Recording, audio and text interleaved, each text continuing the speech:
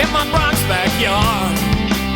In my Bronx backyard. Now, if you've ever watched Bronx Magazine, you know I'm always saying there's a ton of real American history right here in the Bronx that people pass by every day or just don't know about.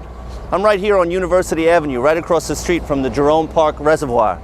And if you think it's a pretty commanding view of the surrounding area, you're in good company. So did the father of our country. Throughout the American Revolution, the neighborhood of Kingsbridge was considered an area of strategic importance, chiefly because of the waterways, and the old Kingsbridge and nearby Farmers Bridge were the only two ways off of Manhattan Island. In 1776, after a survey of the terrain, General George Washington himself ordered the construction of a ring of forts, stretching from Fordham to Spuyten Duyvil.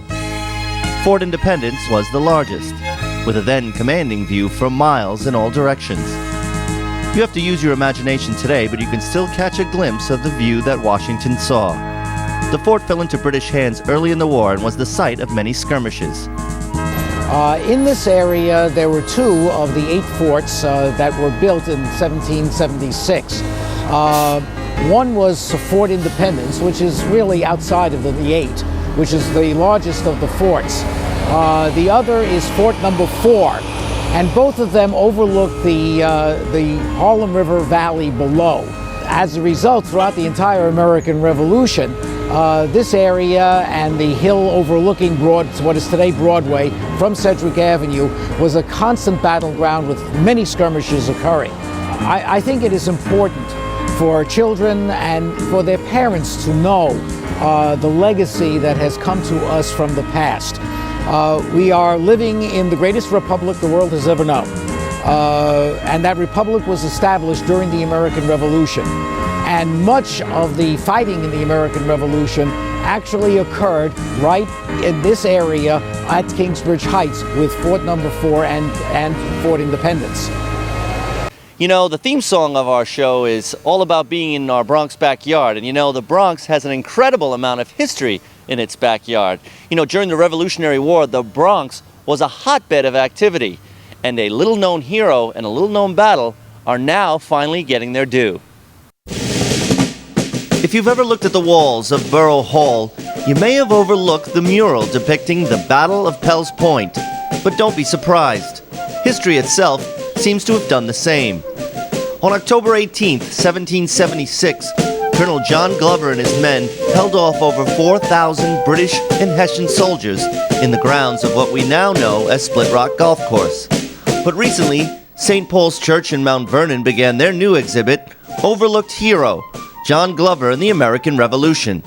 And if you're wondering why Bronx Mag crossed the border, here's why. Well, first of all, the border is a recent construct. Of course, the Bronx was Westchester County, so a lot of the people in the Bronx, if they lived 200-300 years ago, would be part of Westchester County, and they very likely would be part of this community in this parish.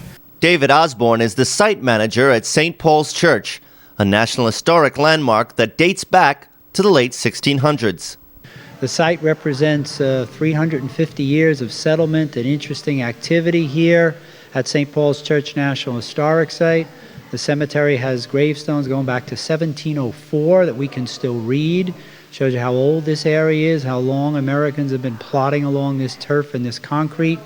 This church was built in 1763, and during the Revolutionary War, right where I'm standing, there would have been Revolutionary War soldiers lying here sick and wounded. It was used as a hospital throughout the war by different armies at different times, the Americans and the Hessians and the British.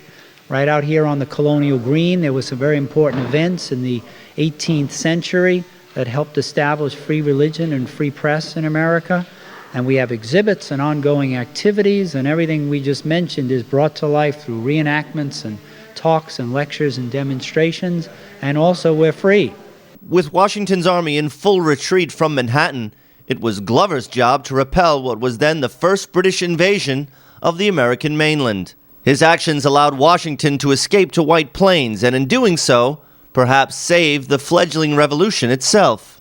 Well, it's important because it covers the retreat. The main body of the American Army that very day, October 18, was in a vulnerable position in northern Manhattan, about to withdraw and redeploy to Westchester County.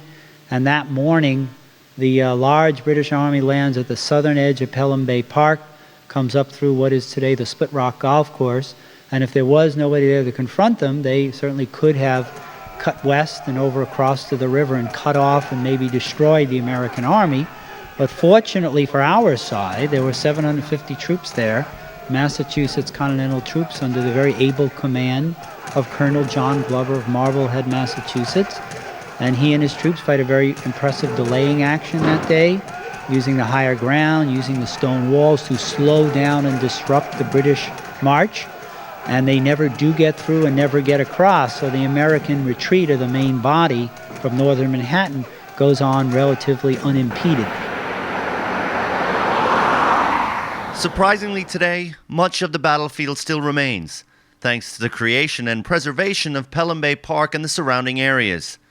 Based on British maps of the time, British and Hessian soldiers landed among the marshes along City Island Road, just below Shore Road and Pell Bridge. Along the approach to Orchard Beach, a marker sits atop an ancient rock. Glover's Rock, as it's called today, was an old Indian lookout held by some of Glover's men on the morning of the 18th, and it's where the first shots of the day-long battle were fired. But the fiercest fighting took place along the old Split Rock Road, which lies within the present-day confines of the Hutchinson River Parkway and Split Rock Golf Course. It's easy to forget you're in the Bronx, as much of the original old-growth forest is still around today, including this ancient white oak tree that is considered the oldest oak in America. You can almost hear the echoes of that day long ago as you walk along the bridle path. And around the fifth hole of Split Rock is a low line of stone walls, the same stone walls that lined the road back in 1776 and provided cover for Glover's men as they fired away at the British at various points along the road. The Hessian troops bore the brunt of the rebel assault and carried their dead and wounded across the river to St. Paul's Church, where nearly 100 of the German soldiers died and were later buried in a mass grave that remains there today.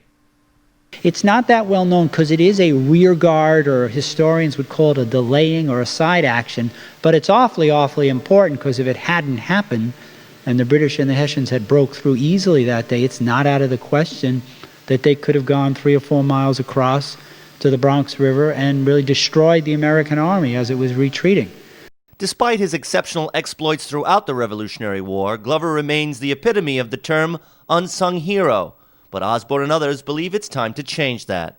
It is a very important battle, even though it kind of misses the history books. The other reason it misses the history books, I think, is that George Washington himself is not there. The normal course of the American Revolution kind of follows the general, and he's in overall command of the troops in the area, but it is actually this plucky kind of short and stocky man from Marblehead, Massachusetts, John Glover, who is in command that day, and it is his life and experiences that are explored in a current exhibit here at St. Paul's.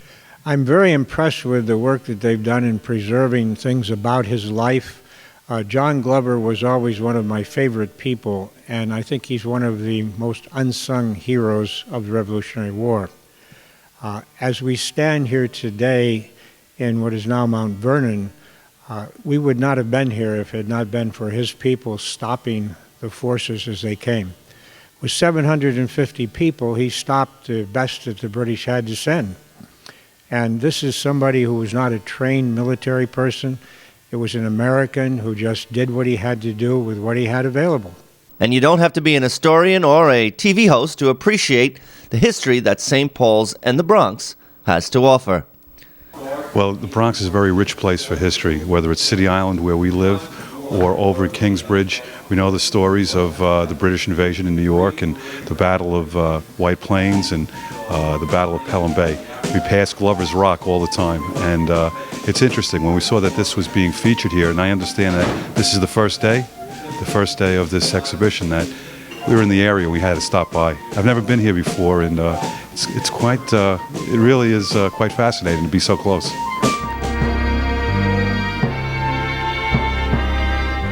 Hi, I'm Anthony Green from the Bronx County Historical Society. This might appear to be a mere vacant lot, but buried beneath this soil is an important piece of American history. The Bronx was actively involved in the Revolutionary War. Strategically located between New York City and Boston, its highways and waterways were vital to numerous military campaigns. Negro Fort was one of many forts occupied by the British during the war. According to local historians, the fort was garrisoned by free black soldiers from Virginia. Blacks also fought for the American side. They joined the militia, and both freed blacks and enslaved blacks took part in the action. In 1781, the New York General Assembly authorized the enlistment of slaves, promising freedom in exchange for service. Negro Fort was built on top of a hill, looking down on the valley that the Montchelou Parkway currently occupies. It was located on St. George Crescent, between 206th Street and the Grand Concourse. I'm Anthony Green from the Bronx County Historical Society. Don't forget, there's always a piece of Bronx history around every corner.